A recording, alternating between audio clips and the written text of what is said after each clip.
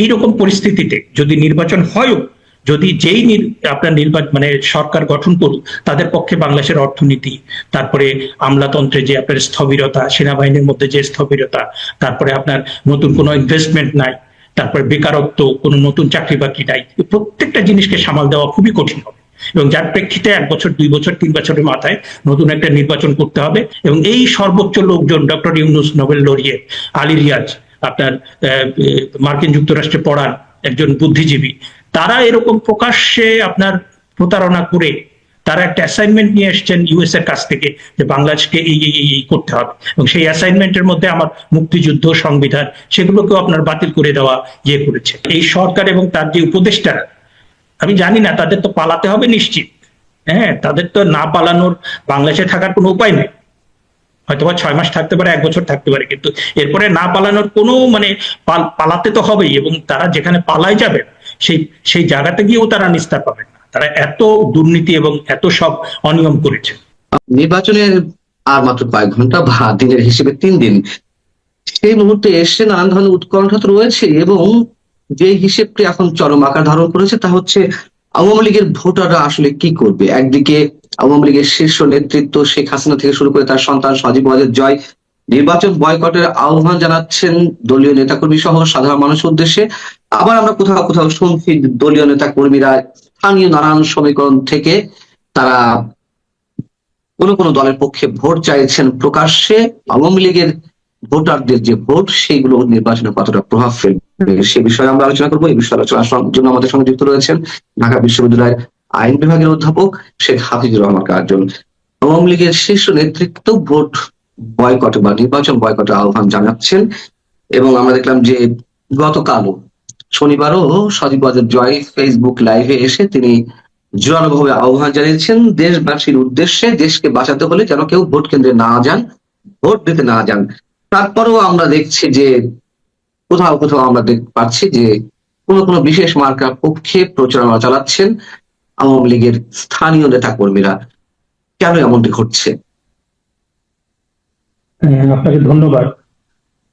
আপনার প্রশ্নের উত্তরে যাওয়ার আগে আমি একটু ছোট করে বর্তমান প্রেক্ষাপটের একটু আলোচনা করি, যদিও সবাই কম বেশি বিষয়টি সম্পর্কে অবহিত।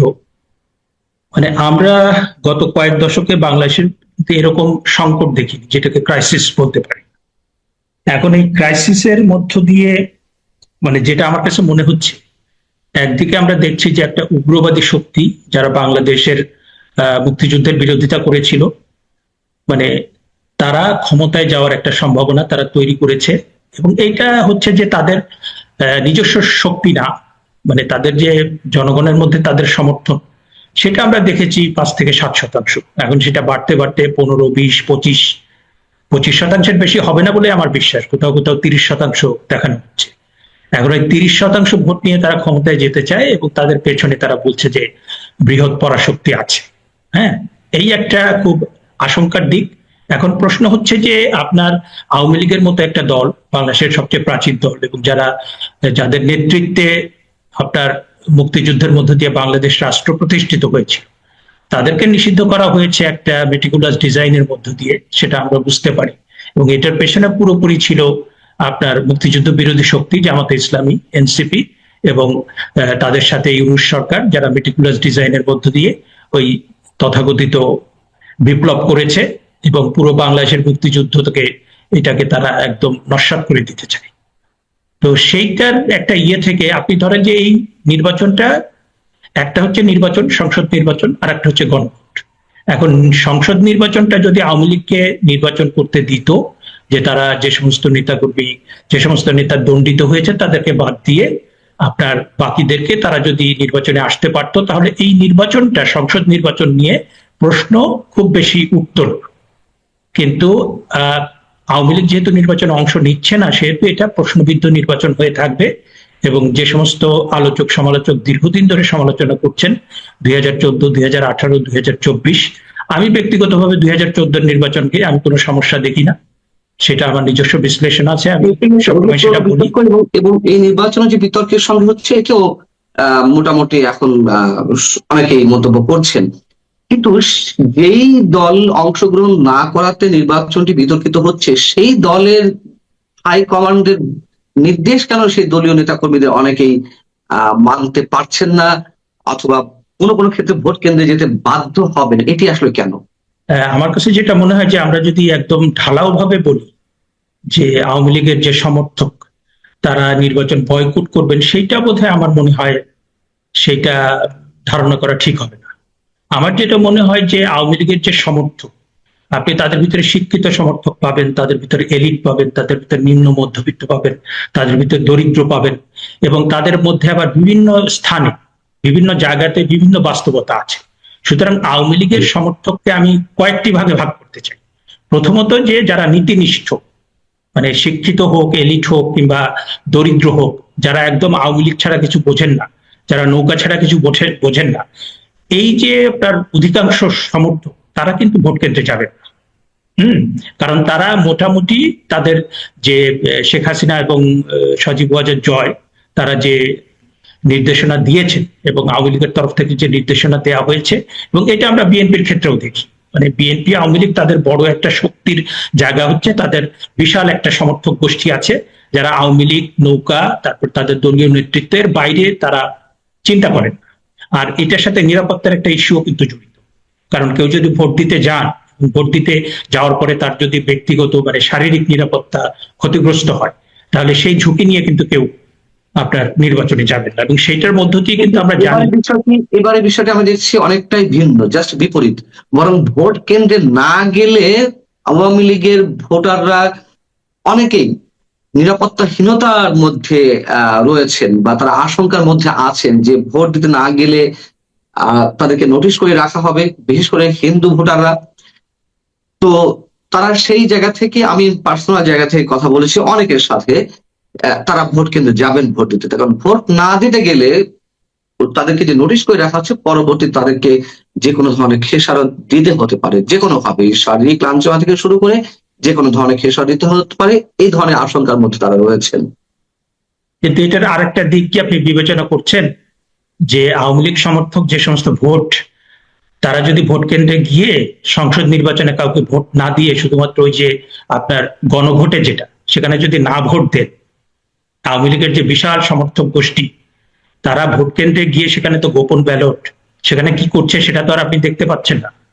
তারা যদি সেখানে গিয়ে সংসদ নির্বাচনে কাউকে দিলেন না, কিংবা তার পছন্দের বিএনপি কে দিলেন, কিংবা উদারপন্থী কাউকে দিলেন, কিন্তু আপনার গণভোটে না দিলেন, এবং আমরা জানি যে গণভোটে এখন যে মেকানিজম ইলেকশন কমিশন এবং সরকার করেছে, তারা যে কোনো মূল্যে হা ভোটকে জিতিয়ে নিয়ে আসবে। কিন্তু না ভোট যদি অনেক বেশি পড়ে যায়, তো সেইটাকে আপনার নস্যাৎ করাও তো তাদের জন্য একটা কঠিন বিষয় হয়ে যাবে। আপনি কি সেই বিষয়টা বুঝতে পারছেন না? এবং অনেক আপনার বিভিন্ন জায়গাতে আপনি যেমন কথা বলেছেন, আমিও কথা বলেছি।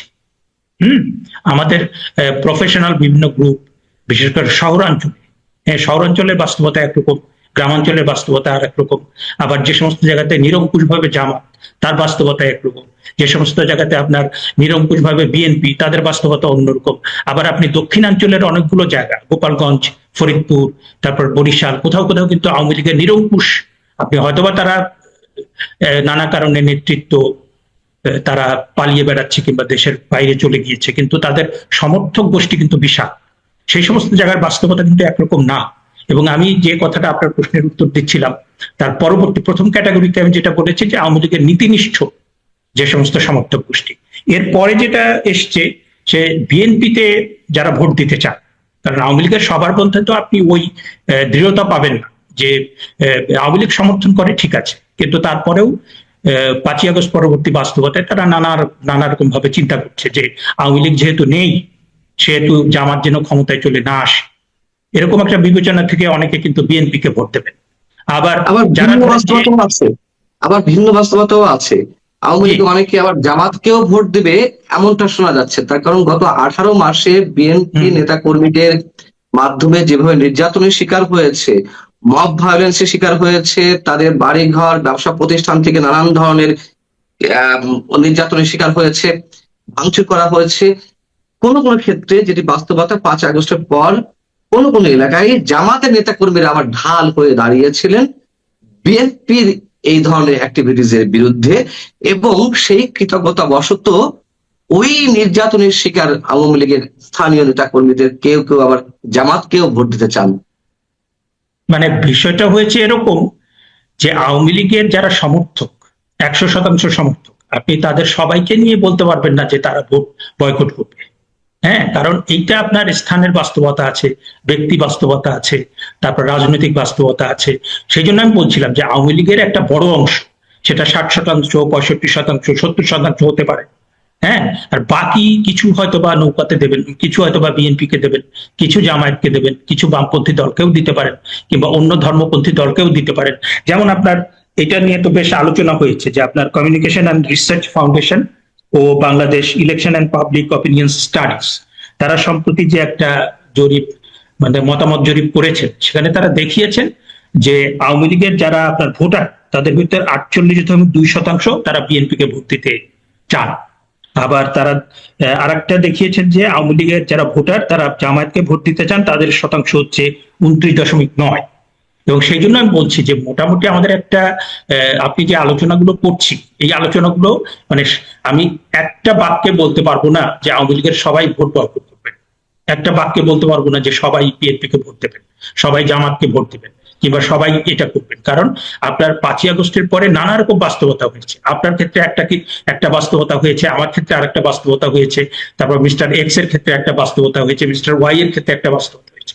আমি বলছি না যে মানে আপনি হয়তো বা বিএনপি কে দেবেন, আমি হয়তো বা বাম দলকে দেব, আমি কথার কথা বলছি যে ভোটারের বাস্তবতা কিন্তু নানা রকম হয়েছে। এখন যারা বিএনপি সমর্থন করে তারা তো দেখছেন বিএনপি প্রার্থী আছে, সুতরাং সে ধানের শীষে ভোট দিতে তার সমস্যা নেই।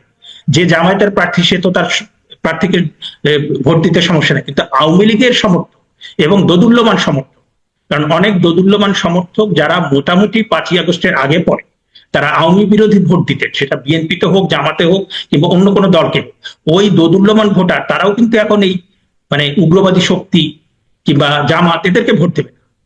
হ্যাঁ, শিক্ষিত মানে সচেতন দোদুল্যমান ভোটার যারা দেখছেন যে বাংলাদেশের মুক্তিযুদ্ধ, স্বাধীনতা, সার্বভৌমত্ব একটা সংকটের মুখে, তারা কিন্তু, আমি কিন্তু কয়েকজন ইউটিউবার, হ্যাঁ, যারা মোটামুটি নিরপেক্ষ, তাদেরকে দেখছি যে তারা কিন্তু এই বিষয়ে তারা কিন্তু কথা বলছেন। তারা বলছেন, এরকম ভাবে বলছেন যে আমি নিজে কোনো দল করি না, কিন্তু বাংলাদেশের এমন একটা সংকটের মুহূর্তে বাংলাদেশের স্বাধীনতা, সার্বভৌমত্ব, মুক্তিযুদ্ধ একটা সংকটের মধ্য দিয়ে যাচ্ছে, সুতরাং এখানে আমাকে পক্ষ নিতেই হবে। পক্ষটা হচ্ছে বাংলাদেশের পক্ষে, মুক্তিযুদ্ধের পক্ষে আর মুক্তিযুদ্ধের বিপক্ষে। যারা বাংলাদেশের বিপক্ষে তাদেরকে কোনোভাবেই ভোট দেওয়া যাবে না। সেই জন্য বলছি যে আপনার এখানে ওভারঅল মুক্তিযুদ্ধের পক্ষে বিপক্ষে শক্তি আসছে, ঠিক আছে, যেহেতু নির্বাচনী মাঠে বিএনপি এবং জামাতে ইসলামী প্রতিদ্বন্দ্বিতা অবস্থা আছে, কিন্তু আওয়ামী লীগের পক্ষ থেকে টোটাল ভোটের প্রক্রিয়াকেই রাষ্ট্রের বিরুদ্ধে বা বাংলাদেশের বিরুদ্ধে একটি অবস্থা হিসেবে চিহ্নিত করা হচ্ছে, এবং বলছে যে যদি বাংলাদেশ বাঁচাতে চান তাহলে নির্বাচনী কেন্দ্রে বা ভোট কেন্দ্রে যাওয়া একেবারেই উচিত হবে না, এমন আহ্বান তারা জানাচ্ছে। আমি তো মনে করি যে মানে আওয়ামী লীগ নেতৃত্ব, সর্বোচ্চ নেতৃত্ব, they have taken very correct decision. না, আমি নিজে চারপাশের যে রাজনৈতিক বাস্তবতা, সামাজিক বাস্তবতা, অর্থনৈতিক বাস্তবতা, সাংস্কৃতিক বাস্তবতা, পুরো বাংলাদেশের ভেতরে আপনার ইউনূস সাহেব এবং তার সমর্থক এনসিপি এবং জামাতে ইসলাম, তারা রাজনীতি এবং রাজনৈতিক সংস্কারকে প্রধান এজেন্ডা করেছে। এবং তারা কোথায় বন্দর দিতে হবে, কোথায় করিডোর দিতে হবে, কোথায় কার সাথে কি বাণিজ্য চুক্তি করতে হবে, দেশের স্বার্থকে বাদ দিয়ে, এটা তাদের মূল এজেন্ডা। কিন্তু দেশের ভেতরে যে চাকরি বাকরি নাই, দেশের ভিতরে যে শিক্ষার অবস্থা খারাপ, দেশের ভিতরে কোনো ইনভেস্টমেন্ট নাই, দেশের ভিতরে দ্রব্যমূল্য পরিস্থিতি খারাপ, প্রত্যেকটা জায়গা ভেঙে পড়েছে। হ্যাঁ, সুতরাং এই যে আপনার এইরকম একটা পরিস্থিতিতে, এরকম একটা পরিস্থিতিতে আমার কাছে মনে হয় যে আপনার মানুষ সেই বিষয়গুলো বিবেচনায় নিয়ে কিন্তু আপনার ভোটটা দেবে। এবং সেই জন্য আমি বলছি যে আওয়ামী লীগের যারা সমর্থক, মানে আপনার আওয়ামী লীগের যারা মানে সর্বোচ্চ নেতৃত্ব, তারা চিন্তা করেছেন বাংলাদেশের প্রত্যেকটা জায়গাতে অবস্থা খারাপ, এবং এই নির্বাচন যদি হয়, কারণ এখনো পর্যন্ত একটা শঙ্কা আছে যে যারা উগ্রবাদী বাংলাদেশ বিরোধী শক্তি, তারা পরাশক্তির সহযোগিতায় তারা এখানে ক্ষমতা দখল করতে চায়। যদি তারা দেখে যে এটা তাদের পক্ষে সম্ভব হচ্ছে না, তাহলে তারাই নির্বাচনটা ভণ্ডুল করে দেবে। এবং আমরা সেটা দেখেছি যে ওসমান হাদির হত্যাকাণ্ডের মধ্য দিয়ে তাদের একটা মুভ ছিল যে এই সরকারকে বাতিল করে বিপ্লবী সরকার গঠন করবে। আবার এই নির্বাচনের কয়েকদিন আগে ওসমান হাদির স্ত্রী সম্প্রতি যে যমুনাতে এবং পে কমিশনের বাস্তবায়ন দাবিতে আপনার সরকারি সরকারি কর্মচারীরা তারা যমুনাকে ঘেরাও করেছে। এইটাও কিন্তু আর একটা মুভ। সুতরাং এই যে এটার মধ্য দিয়ে তারা যখন দেখবে যে কোনোভাবেই তারা এই সরকারের প্রভাব কাজে লাগিয়ে ইলেকশন ইঞ্জিনিয়ারিং করে তারা কোনোভাবেই নির্বাচনে আসতে পারছে না, তখন তারা বন্ধ করে দিতে পারে। হ্যাঁ, এবং এইরকম পরিস্থিতিতে যদি নির্বাচন হয়ও, যদি আপনার মানে সরকার গঠন করুক, তাদের পক্ষে বাংলাদেশের অর্থনীতি, তারপরে আমলাতন্ত্রে যে আপনার স্থবিরতা, সেনাবাহিনীর মধ্যে যে স্থবিরতা, তারপরে আপনার নতুন কোনো ইনভেস্টমেন্ট নাই, তারপরে বেকারত্ব, কোনো নতুন চাকরি বাকরি নাই, প্রত্যেকটা জিনিসকে সামাল দেওয়া খুবই কঠিন হবে। এবং যার প্রেক্ষিতে 1 বছর 2 বছর 3 বছরের মাথায় নতুন একটা নির্বাচন করতে হবে। এবং ইতিমধ্যেই কিন্তু আমরা দেখতে পেয়েছি যে আওয়ামী লীগের সমর্থন, মানে পরিবর্তিত পরিস্থিতিতে আওয়ামী লীগের সমর্থন কিন্তু নিম্নবিত্ত দরিদ্র লোকদের ভেতরে এবং বাকি অনেকের ভেতরেও কিন্তু নতুন একটা চিন্তা এসছে এবং আওয়ামী লীগের সমর্থন কিন্তু খুব দ্রুত গতিতে বাড়ছে। সুতরাং এরকম একটা পরিস্থিতিতে আওয়ামী লীগের যারা নেতৃত্ব তারা চিন্তা করছেন যে এই ইউনূস সাহেবের যে এটা তার যে শাসন, তার যে এই ইলেকশন রেফারেন্ডাম, প্রত্যেকটা জিনিস প্রশ্নবিদ্ধ। তারা যে জুলাই চার্টার করেছে সেটা তো বিএনপি ওইটার একটা বড় স্টেক হোল্ডার ছিল। তারা তো বলে দিল যে এটা জাতির সাথে একটা বড় প্রতারণা। তারা যে নোট অফ ডিসেন্ট দিয়েছিল সে প্রত্যেকটা তারা বাতিল করে দিয়েছে। এবং এই সর্বোচ্চ লোকজন, doctor Yunus, Nobel laureate, Ali Riaz, আপনার মার্কিন যুক্তরাষ্ট্রে পড়ান একজন বুদ্ধিজীবী, তারা এরকম প্রকাশ্যে আপনার প্রতারণা করে তারা একটা অ্যাসাইনমেন্ট নিয়ে এসছেন ইউএস এর কাছ থেকে যে বাংলাদেশকে এই করতে হবে, এবং সেই অ্যাসাইনমেন্টের মধ্যে আমার মুক্তিযুদ্ধ, সংবিধান, সেগুলোকেও আপনার বাতিল করে দেওয়া করেছে। সেই জিনিসটাকে আমার মনে হয় যে মানুষ কোনোভাবে ভালো হিসেবে নেবে না। এবং আওয়ামী লীগ নেতৃত্ব সেটাকে বিবেচনায় নিয়ে তারা দেখছেন যে অদূর ভবিষ্যতে একটা চমৎকার একটা সুটেবল বাস্তবতা আসবে এবং সেখানে নির্বাচনও হবে এবং সেটার মধ্য দিয়ে আওয়ামী লীগ আবার নতুন করে ফিরে আসবে। আওয়ামী লীগের তৃণমূলের নেতা কর্মীরা হয়তো বাস্তবতার একটা ভিন্ন জায়গা থেকে কাউকে কাউকে ভোট কেন্দ্রে যেতে হবে, কিন্তু কারাগারে যারা রয়েছেন, ভিআইপি কারাবন্দী, যেমন সাবেক মন্ত্রী আনিসুল হক, সাবেক মন্ত্রী সালমান এফ রহমান, সাবেক মন্ত্রী হাসানুল হক ইনু, সাবেক মন্ত্রী জুনায়েদ আহমেদ পলক, তারা কেন পোস্টাল ব্যালটে সিল মারলেন অথবা পোস্টাল ব্যালটের মাধ্যমে তারা ভোট দিলেন? কেন তারা আগে নিবন্ধিত হলেন পোস্টাল ব্যালটে ভোট দেওয়ার জন্য?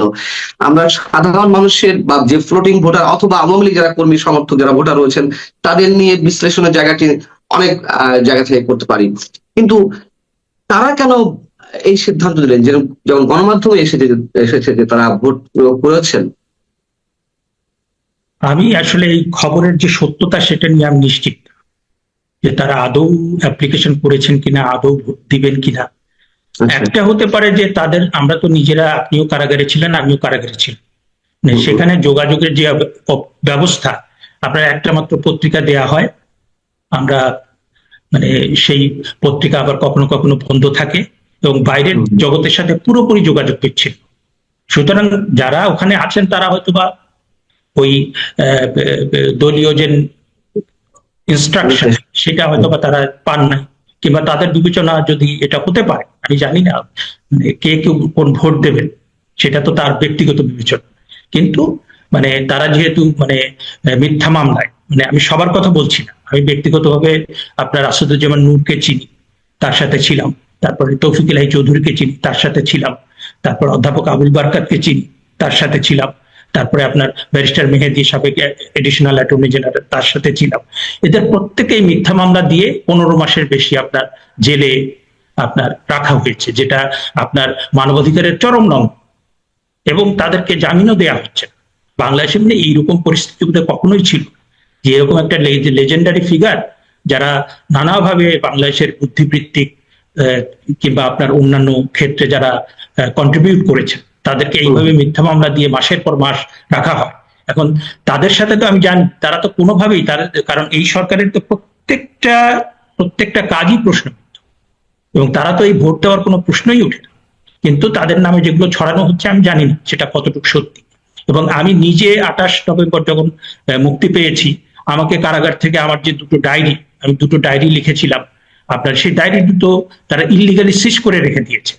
কোন ইউনূসের দেশে আমরা বাস করছি যে আমার দুটো যে ডায়েরি সংবিধানের 39 অনুচ্ছেদ অনুযায়ী আমার যে চিন্তা করার স্বাধীনতা, মতামত প্রকাশের স্বাধীনতা, আমার লেখার স্বাধীনতা, সবকিছু নিশ্চিত করা হয়েছে। কিন্তু তারা সেই দুটো ডায়েরি রেখে দিলেন।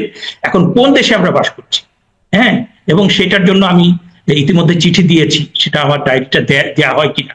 এবং আপনি জানেন যে আমাদের দেশের অনেক উল্লেখযোগ্য বই, বঙ্গবন্ধু শেখ মুজিবুর রহমান, তারপর শহীদুল্লাহ কায়সার, তারপর অনেক মহিউদ্দিন খান আলমগীর, অনেক লেখক, অনেক সাহিত্যিক এবং অনেক আপনার কাজী নজরুল ইসলাম, তারপরে রাজনীতিবিদ, তারা জেলে থেকে যে ডায়েরি লিখেছেন, পরবর্তীতে সেটা প্রকাশিত হয়েছে বই হিসেবে, এবং সেটা একটা উল্লেখযোগ্য দলিল হচ্ছে।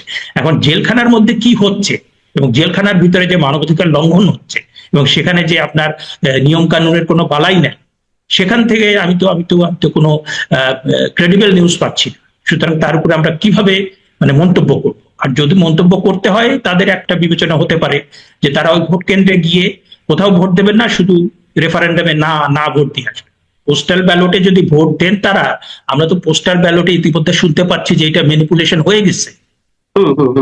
আপনার এখন মুশকিল হচ্ছে যে ডক্টর মোহাম্মদ ইউনূস, মানে তিনি যে একজন বিদেশি এজেন্ট, সেটা মোটামুটি প্রতিষ্ঠিত, এবং তার সবকিছু, তার জুলাই চার্টার, তার নির্বাচন, তার রেফারেন্ডাম, তার সবকিছু প্রশ্নবিদ্ধ। এই ডক্টর মোহাম্মদ ইউনূসের সবচেয়ে বড় সমর্থক ছিল আপনার প্রথম আলো ডেইলি স্টার গ্রুপ। এখন আপনি প্রথম আলো ডেইলি স্টার গ্রুপ তাদের যে খবর, সেটা মানে জ্বালিয়ে পুড়িয়ে কালো অঙ্গার করে দেওয়ার পরে প্রত্যেকদিন আপনি দেখেন যে এই সরকার কি রকম প্রত্যেকটা ক্ষেত্রে, অর্থনীতির ক্ষেত্রে, বন্দরের ক্ষেত্রে, শিক্ষার ক্ষেত্রে, আইন প্রণয়ন, তারপর আপনার অধ্যাদেশ জারির ক্ষেত্রে, প্রত্যেকটা ক্ষেত্রে তারা একটা প্রতারণার মধ্য দিয়ে গিয়েছে। হ্যাঁ, তাদের মানে উল্লেখযোগ্য কাজের ভিতরে আছে কি রিজার্ভের যে অবস্থান, সেটা বোধহয় সংকট, সেটা সন্তোষজনক।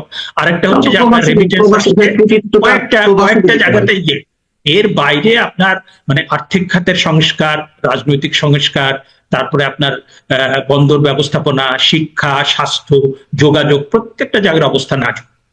হ্যাঁ, সুতরাং এইটা দিয়ে মানে আপনি এই সরকার যে সমস্ত আপনার জটিলতা তৈরি করে গেল, এইটাকে তো ঠিক করতেই অনেকদিন সময় চলে যাবে। এবং এই সরকার এবং তার যে উপদেষ্টারা, আমি জানি না, তাদের তো পালাতে হবে নিশ্চিত। হ্যাঁ, তাদের তো না পালানোর, বাংলাদেশে থাকার কোনো উপায় নেই। হয়তো বা 6 মাস থাকতে পারে, 1 বছর থাকতে পারে, কিন্তু এরপরে না পালানোর কোনো মানে পালাতে তো হবেই। এবং তারা যেখানে পালায় যাবে সেই জায়গাতে গিয়েও তারা নিস্তার পাবে না। তারা এত দুর্নীতি এবং এত সব অনিয়ম করেছে। সেটাই এখন আমাদের দেখার বিষয়, সময় নিশ্চিত করে বলে দেবে এবং আমাদের সামনে তুলে ধরবে আসলে কি হতে যাচ্ছে। আর আপনার যে আশঙ্কা অথবা আপনার যে ফোরকাস্টিং, সেই ফোরকাস্টিং এর সাথে অনেকেই একমত পোষণ করছেন। আপনি ভালো থাকবেন অধ্যাপক শেখ একটু আপনার 2 মিনিটে বলতে পারি যে আপনার সম্প্রতি আমরা যে একটা মতামত জরিপ দেখেছি, একটা ইনফরমেশন আমি দেখলাম bdnews24.com এ, যে বিএনপি আপনার তার অভ্যন্তরীণ ভাবে, বিএনপি এটা অফিসিয়ালি স্বীকার করে না, তারা অভ্যন্তরীণ ভাবে দেখেছে যে আপনার একটা নিজের একটা স্টাডি করে যে কত শতাংশ কোথায় যাবে, এবং তাদের এটার শিরোনাম হচ্ছে national election colon and analysis of past elections in Bangladesh and predictions for the election 2026। এবং সেখানে তারা বলছেন যে আপনার আওয়ামী লীগ নির্বাচনে না থাকায় সমর্থকদের একটি বড় অংশ ভোট দেবে না।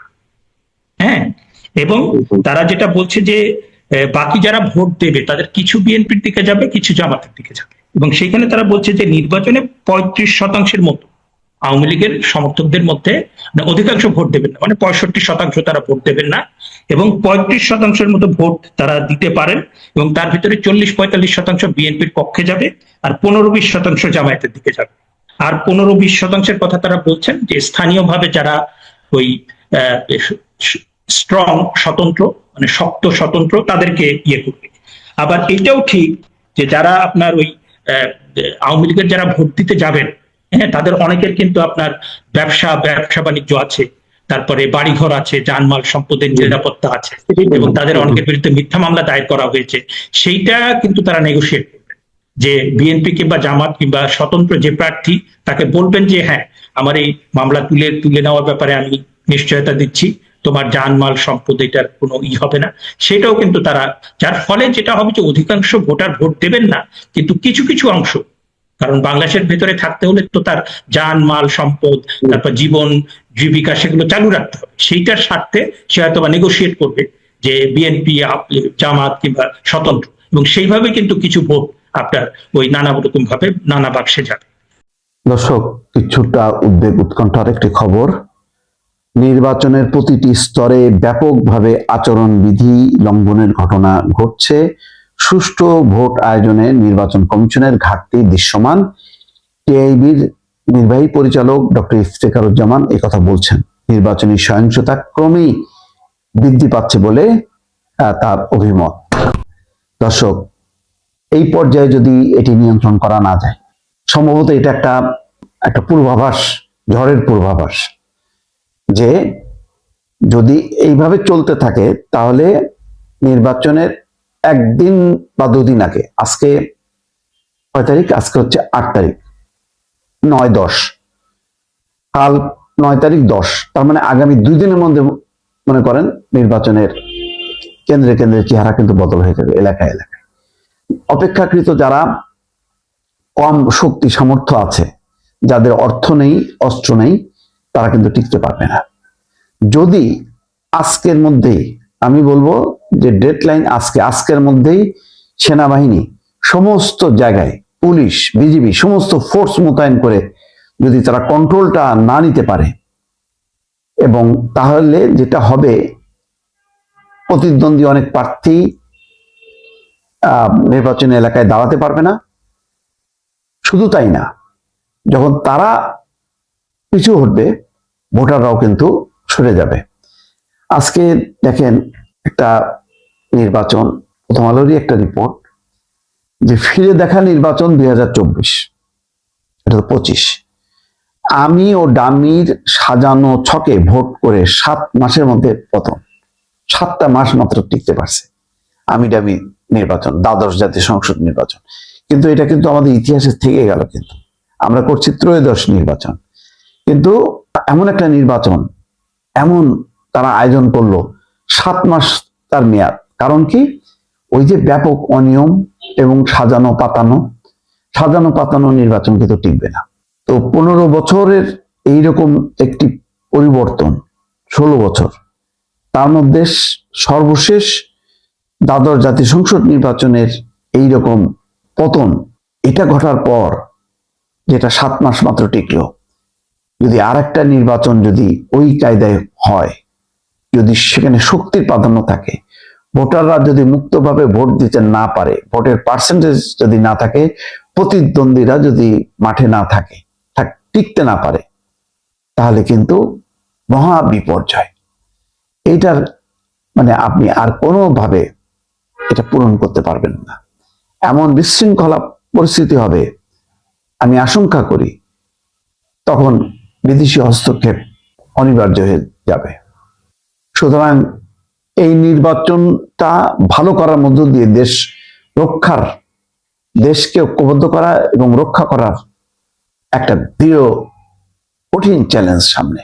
এই যে প্রতিটা স্তরে ব্যাপকভাবে আচরণবিধি লঙ্ঘনের ঘটনা বলছে, এই যে টিআইবি বলছে, এবং নির্বাচন কমিশনের ঘাটতি দৃশ্যমান। এই ক্ষেত্রে নির্বাচন কমিশন সেটা পূরণ করতে পারছে না, তার ঘাটতিও দেখতে পাচ্ছে। টিআইবি তো আর এমনি বলেনি, তাদের সারা দেশে একটা নির্মোহ জরিপ আছে। সেই জরিপের ভিত্তিতে কার পক্ষে গেল, কার বিপক্ষে গেল, কোন দলের, এটা তারা দেখছে না।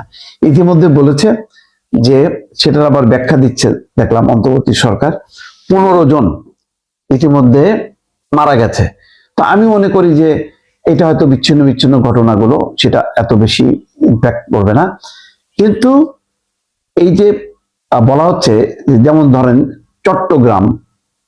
চট্টগ্রামে 16টা আসন, চট্টগ্রামে ধানের শীষ পাল্লার লড়াই, তবে উত্তাপ কম। উত্তাপ মানে কি? তার মানে যদি খুব প্রতিদ্বন্দ্বিতা মুখর না হয়, পার্টিসিপেশন না হয়, মানুষের উৎসাহ উদ্দীপনা না থাকে, তখনই কিন্তু ওই যে কেন্দ্র দখল, তখন কিন্তু শক্তির লড়াই হয়। এখন টিআইবির এই অবজারভেশনটা আজকের দিনে খুবই গুরুত্বপূর্ণ, কারণ আজকে রাত থেকেই টেক ওভার করতে হবে। একেবারে মার্শাল যেভাবে হয়, কিন্তু ভয়ভীতি তো আর দেখানো যাবে না, তাহলে ভোটাররা যাবেই না কেন্দ্রে। মানুষকে একটা আস্থায় রেখে নিরাপত্তা ব্যবস্থা গড়ে তোলা, সেনাবাহিনী, সমস্ত বাহিনীর যেই লক্ষাধিক বাহিনী নিয়োগের যে পরিকল্পনা, সেটা আজকে থেকেই বাস্তবায়ন করে আস্থা জাগাইতে হবে, যাতে টিআইবি বলতে পারে যে না, একেবারে খুব টাইট অবস্থা। সেই পরিস্থিতিটা কিন্তু গড়ে তুলতে হবে, নতুবা আবার সেই আমরা ইলেকশন ইঞ্জিনিয়ারিং এর দিকে চলে যাব। এটা যাওয়া মানেই হচ্ছে আর একটা বিধ্বস্ত নির্বাচন। লাস্ট যে নির্বাচনটা যার মেয়াদ ছিল 7 মাস, আবার যদি আর একটা বিধ্বস্ত নির্বাচন হয়, সেটা কত মাস, সেটা কিন্তু গোনা শুরু হবে 12 তারিখের পর থেকেই। অতএব সাধু সাবধান।